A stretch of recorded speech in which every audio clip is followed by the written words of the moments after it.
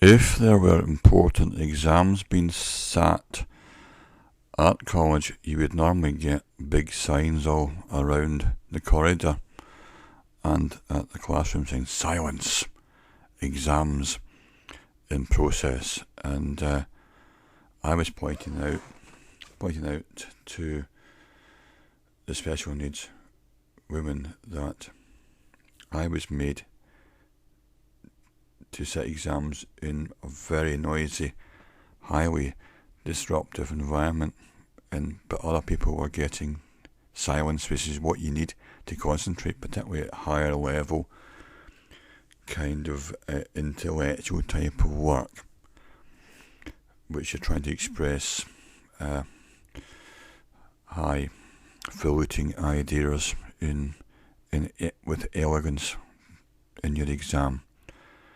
And so therefore I had an important exam coming up in human geography, economics and human geography, and I said, can you at least get me somewhere that's a little bit quieter?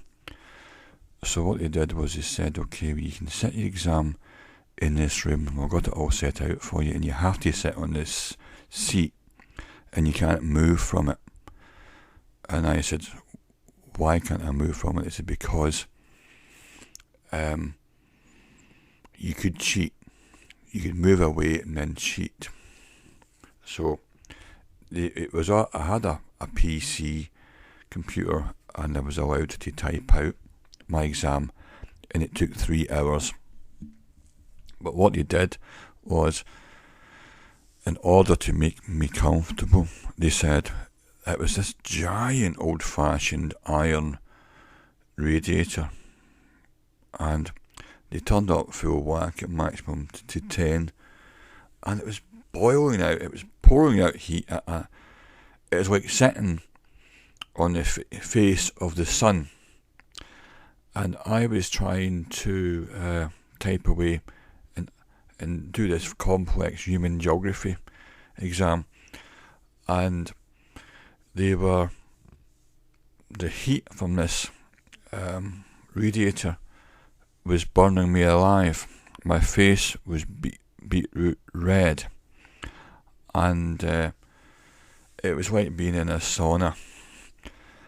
And I tried to turn the thing down, but I couldn't get the tap thing down too much, and it built up all the heat in it anyway, so it was like storing all the heat, and it was pouring out. So I had to sit in front of this giant radiator for 3 hours, and there was someone watching me all the time, this woman, to make sure I didn't cheat. So at one point I thought, I'm going to get up here to get away from this intense heat and go down the corridor and maybe go to the loo for a comfort break. So I got up, and I thought, I'm going to get out of here and just go down the corridor, get a wee bit of air and nip to the loo. And this woman was pursuing me down the corridor and saying, stop, where are you going? I said, I need a wee bit of fresh air, and I need to go to the loo. You can't, it's not authorised. And she was following me down into the corridor, saying, stop that man, stop him. And I thought, I wonder what she's going to do when I go into the loo. So I went into the gents' loo, and inside there, and she's banging on the door from outside.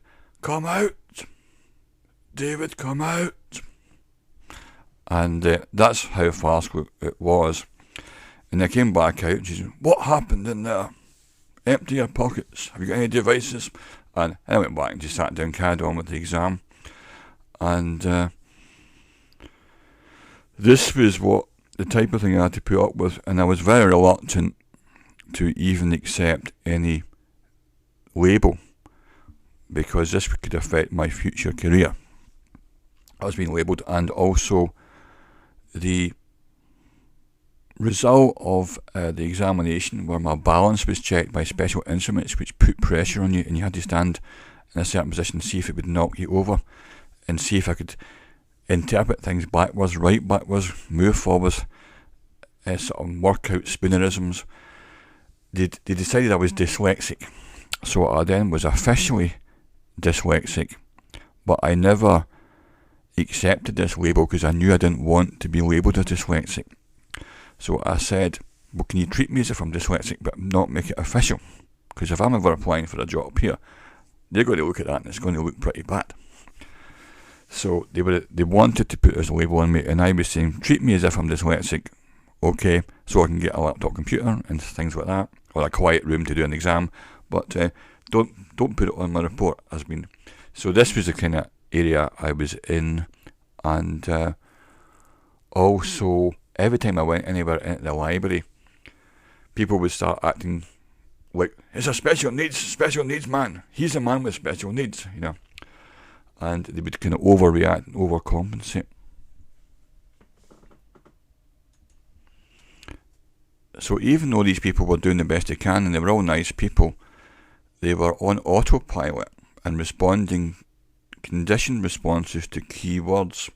And this is where it became very frustrating and tricky for me as I was negotiating my way through all my exams. It turned out in the end, after a few years, every single piece of work I got graded at merit level or higher, and there was a few early stuff, essays which I submitted, and I asked the Scottish Qualification Authority, the SQA, to re-examine them, and they went back and checked every piece of my work and upgraded it all, so that I never got anything which was just a pass or anything which was quite good. Everything got classed. Every piece of work I submitted got classed as a merit level, and even the stuff I didn't get merits for, which was just in the early days, got upgraded by another examiner, and so everything was passed.